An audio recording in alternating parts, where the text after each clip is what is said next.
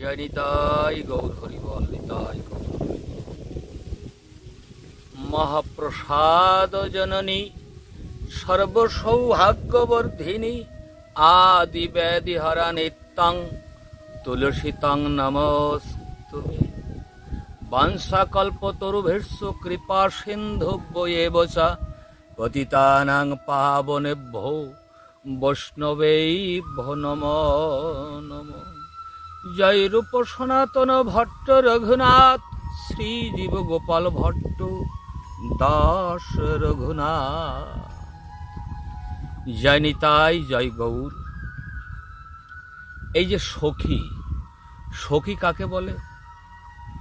কাকে বলে সখী? কেন? রাধা গোবিন্দের যে মিলন ঘটায়, সখী লীলা বিস্তারিয়া সখী আস্বাদয়।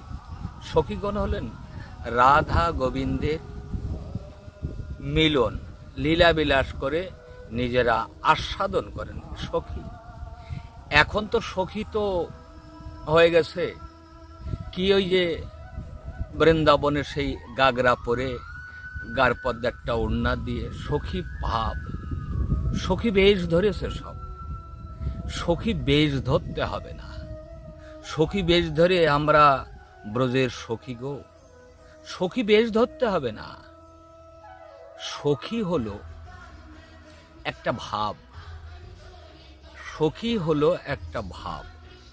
সে পুরুষও হতে পারে, মহিলাও হতে পারে, যে কেউ হতে পারে। সখীটা হলো একটা ভাব। ব্রজ লীলার, রাধা গোবিন্দের লীলার সহায়কারী, যিনারা এই লীলার সহায়তা করেন তেনারা হলেন সখী। সখী বেশভূষাতে সখী হবে না। এখন এই যে আবার একটা নতুন, একটা আধুনিক সিস্টেম বেরিয়েছে, গোপাল নিয়ে ঘুরে বেড়াচ্ছে ট্রেনে বাসে, আবার বলছে স্বর্গ লীলা হেরব, সঙ্গে থাকবো আর লীলা হেরব। যেমন মানভঞ্জন লীলায়, মানভঞ্জন লীলায় গোবিন্দ তো সারা রাত্রি ধরে আসলেন না, প্রভাতে আসলেন।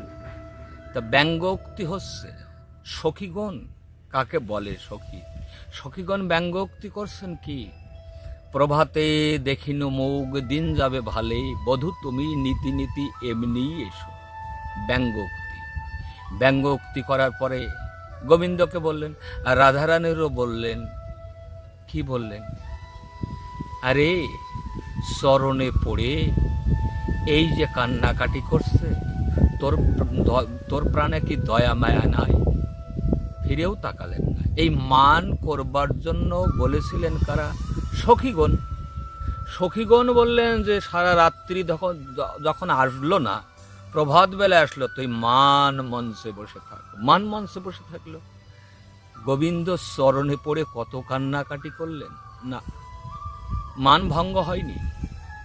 যখন চলে গেলেন, গোবিন্দ যখন মান ভাঙাতে না পেরে চলে গেলেন, তখন সখীগণ বলছেন, আমরা তোকে মান করতে বলেছি ঠিক, কিন্তু তুই এমন মান করলি যা অনাদিরাদি গোবিন্দ তোর চরণে পড়ে কত কান্নাকাটি করলো, তুই মান, তোর মানই গেল না। এমন মান যে মানের জন্য প্রাণ বল্লভ চলে গেল।